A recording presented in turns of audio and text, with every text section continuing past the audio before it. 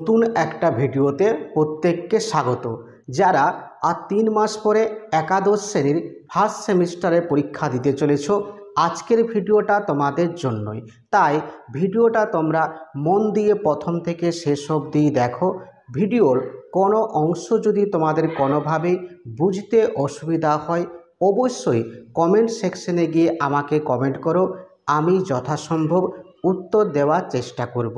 শুরু করছি মূল আলোচনা। দেখো, তোমাদের বাংলা বিষয়ের কোন গল্প প্রবন্ধ থেকে কত নাম্বারের কোশ্চেন আসতে পারে, এমসিকিউ টাইপের কোশ্চেন, আজকের এই ভিডিওটাতে সেই বিষয়টাই তোমাদের সামনে সহজভাবে এবং সেই বিষয়টাই উপস্থাপন করার চেষ্টা করছি। যে সিলেবাসে যে গল্প রয়েছে, কবিতা আছে, প্রবন্ধ আছে, ভারতীয় গল্প আছে, আন্তর্জাতিক কবিতা আছে, সেইগুলো থেকে কি ধরনের সেইগুলো থেকে কত নাম্বার, সেই টপিকের উপর কত নাম্বার কোশ্চেন আসবে, আজকের এই ভিডিওটাতে সুন্দরভাবে তোমাদের সেই বিষয়টা উপস্থাপন করার চেষ্টা করছি। শুরু করছি আলোচনা। দেখো, গল্প থেকে তোমাদের 8 নাম্বার কোশ্চেন কিন্তু আসবে। ঠিক আছে, মোট গল্প থেকে যে পুঁই মাচা গল্পটা তোমাদের কিন্তু রয়েছে, সেই গল্প থেকে তোমাদের 8টা নাম্বার কিন্তু কোশ্চেন আসবে ফার্স্ট সেমিস্টারে। এটা হচ্ছে কিন্তু ফার্স্ট সেমিস্টার, ঠিক আছে, যেটা আর 3 মাস পর তোমাদের কিন্তু হতে চলেছে। ঠিক আছে, আর 3 মাস পর যে ফার্স্ট সেমিস্টারের পরীক্ষা তোমরা দেবে, সেখান থেকে এই গল্প থেকে 8টা এমসিকিউ আসছে বা আসবে। প্রবন্ধ থেকে তোমাদের 5টা কিন্তু এমসিকিউ আসবে। ঠিক আছে, তো এমসিকিউটা নর্মাল যেরকম এমসিকিউ আমরা করে অভ্যস্ত, সেইভাবে কোশ্চেন কিন্তু নাও আসতে পারে। মানে এমসিকিউর ধরন অনেক রকম, এমসিকিউর ধরন আছে বা টাইপ আছে, সেইগুলো কিন্তু আসতে পারে। ধরো, সত্য মিথ্যা যাচাই করো, এই টাইপের এমসিকিউ কিন্তু দিতে পারে। কিংবা বাম দিক থেকে ডান দিকে মেলাও, এই টাইপেরও কিন্তু এমসিকিউ দিতে পারে। কিংবা কোন বিবৃতটি সত্য, এই টাইপেরও কিন্তু এমসিকিউ দিতে পারে। মানে নর্মাল যেরকম ধরনের এমসিকিউ করে আমরা অভ্যস্ত, সেই টাইপের এমসিকিউ হয়তো কয়েকটা দেবে, বাকিগুলো হয়তো আরও যে টাইপের এমসিকিউ রয়েছে, সেই টাইপের এমসিকিউগুলোকেও খুব ভালোভাবে আমাদের প্র্যাকটিস করতে হবে। ঠিক আছে, তাহলে এরপর আসছে কবিতা থেকে তোমাদের এমসিকিউ থাকবে 7টা। এখানে 7 নাম্বার কিন্তু আসবে। ঠিক আছে, নেক্সট হচ্ছে ভারতীয় কবিতা এবং আন্তর্জাতিক গল্প। নেক্সট কি, ভারতীয় কবিতা আর আন্তর্জাতিক গল্প, এখান থেকে 5 নাম্বারের কিন্তু কোশ্চেন আসবে, 5টা এমসিকিউ থাকবে। ঠিক আছে, নেক্সট হচ্ছে আমাদের ভাষা আছে বা ব্যাকরণ যে অংশ। তো ক্লাস 11-এ যে 5টা টপিক কিন্তু আছে, ভাষার উৎপত্তি, লিপি, এই টপিকগুলো কিন্তু তোমাদের সিলেবাসে রয়েছে। তো সেখান থেকে ভাষা অংশ থেকে 10টা কিন্তু এমসিকিউ টাইপের কোশ্চেন আসবে, 10 নাম্বার থাকবে। ঠিক আছে, আর আরেকটা যে বই আছে, মানে এই দুটো বই কিন্তু একসাথেই থাকে তোমাদের। আর কিছুদিন পরে এই দুটো বই আশা করছি দেওয়া হবে। একটা পিডিএফ তো দেওয়া হয়েছে, সেই পিডিএফটা তোমরা চাইলে ব্যবহার করতে পারো। ঠিক আছে, ডাউনলোড করে এখন মোটামুটি যতদিন বই না দিচ্ছে সেটা কাজে তোমরা লাগাতে পারো।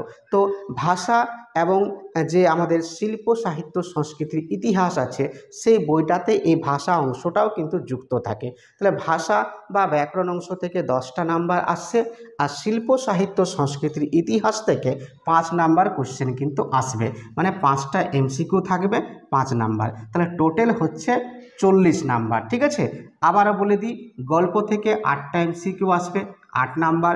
প্রবন্ধ থেকে 5টা এমসিকিউ আসবে, 5 নাম্বার। কবিতা থেকে 7টা এমসিকিউ আসবে, 7 নাম্বার।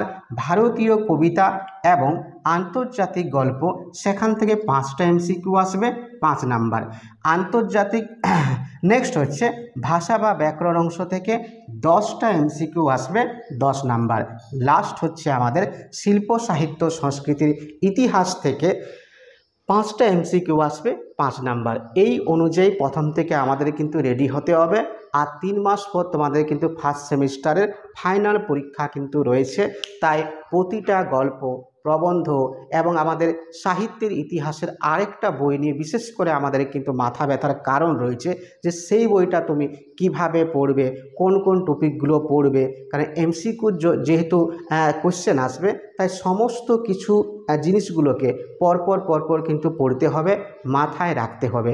কিভাবে বাংলা ভাষা আসছে, কোন ভাষা থেকে বাংলা ভাষা এসেছে, বাংলা ভাষা কোন গোষ্ঠীর অন্তর্ভুক্ত ছিল, এই বিষয়গুলো আমাদের খুব ভালোভাবে জানতে হবে। সঙ্গে লিপি আছে। আর সাহিত্যের ইতিহাস বলতে গেলে প্রাচীন যুগ থেকে একদম চর্যাপদ থেকে আধুনিক যুগ পর্যন্ত যা যা কিন্তু বিষয় রয়েছে, সেখানে চর্যাপদ থেকে শুরু হচ্ছে, শ্রীকৃষ্ণ কীর্তন আছে, বৈষ্ণব পদাবলী আছে, অনুবাদ সাহিত্য আছে, মঙ্গল কাব্য আছে, এবং আধুনিক যুগে তো প্রায় প্রতিটা যে বিশেষ ব্যক্তি আছে, সেখানে বিদ্যাসাগর থেকে শুরু হচ্ছে, ফোর্ট উইলিয়াম কলেজ, তারও আগে কিন্তু ফোর্ট উইলিয়াম কলেজ বাংলা সাহিত্যের ক্ষেত্রে একটা বিরাট বড় অবদান রেখেছেন। সেখান থেকে ধরো আধুনিক যুগ শুরু হচ্ছে, তারপর শ্রীরামপুর মিশন, তারপরে কিন্তু আমাদের বিদ্যাসাগর 1820 সালে কিন্তু আসছেন, তার বাংলা সাহিত্যে একটা অবদান। অক্ষয় কুমার দত্ত প্রথম দিকে, আধুনিক যুগের প্রথম দিকে কিন্তু এনারা সাহিত্য, বিশেষ করে বাংলা সাহিত্যকে একটা ভালো জায়গায় নিয়ে যাওয়ার পিছনে এরা কিন্তু অবদান বরাবরই কিন্তু রেখেছেন। এবং এখনকার দিনেও যে বিশেষ কিন্তু কবিরা আছে, সেখান থেকেও দু চারটা এমসিকিউ কোয়েশ্চেন চাইলেই দিতেও পারে, কিংবা দেওয়ার একটা সম্ভাবনা রয়েছে। তাই সাহিত্যের ইতিহাসটা একদম সমুদ্রের মতো কিন্তু আছে। প্রত্যেকটা কাব্যগ্রন্থ, প্রত্যেকটা গল্পগ্রন্থ এবং সেই গল্পের চরিত্রকে, মূল যে চরিত্রগুলো, সেগুলোও কিন্তু আমাদের মাথায় রাখতে হবে। এখান থেকেও একটা কি দুটো টাইপের কোশ্চেন কিন্তু পরীক্ষায় আসতে হবে। তাহলে আরেকটা বই তোমরা কিভাবে পড়বে, মানে মূল যে গল্প কবিতা, মূল গল্প কবিতা, এই বইটা বাদ দিয়ে আরেকটা যে তোমাদের বই রইল, সেখানে ভাষা আছে, মানে ব্যাকরণ অংশটা আছে, আর শিল্প সাহিত্য সংস্কৃতির ইতিহাস আছে। ওই বইটা তোমরা কিভাবে পড়বে, কিভাবে পড়লে যে তোমাদের 10 নাম্বার এবং 5 নাম্বার মোট ওই বইটা থেকে কিন্তু 15টা এমসিকিউ ফার্স্ট সেমিস্টারে তোমাদের আসবে। এই 15-এর মধ্যে কি করে তোমরা 15 নাম্বারটা ছিনিয়ে নিতে পারবে, বা 15 নাম্বারটা তোমরা কিন্তু পাবে, সমস্ত বিষয়গুলো আগামী দিনে তোমাদের পরপর কিন্তু সাজিয়ে দেব। চর্যাপদ থেকে আলোচনা কিন্তু অ্যাকচুয়ালি শুরু হবে, তারপর শ্রীকৃষ্ণ কীর্তন, পরপর যেরকম কিন্তু সাহিত্য রয়েছে, সাহিত্যের ইতিহাসটা সেইভাবে তোমাদের কিন্তু একদম সুন্দরভাবে বিষয়গুলো আলোচনা করব।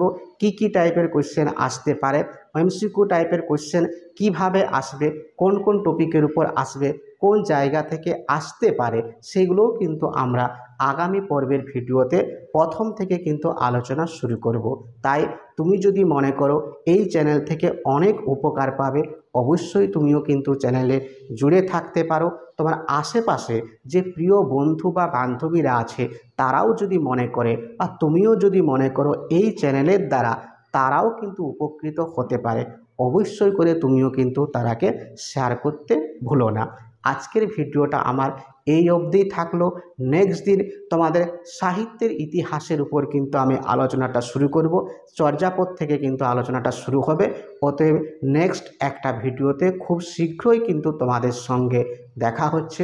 ততক্ষণের জন্য আমার প্রতিটা প্রিয় ছাত্রছাত্রীদের প্রতি রইল শুভেচ্ছা, ভালোবাসা, অভিনন্দন, ধন্যবাদ প্রত্যেককে।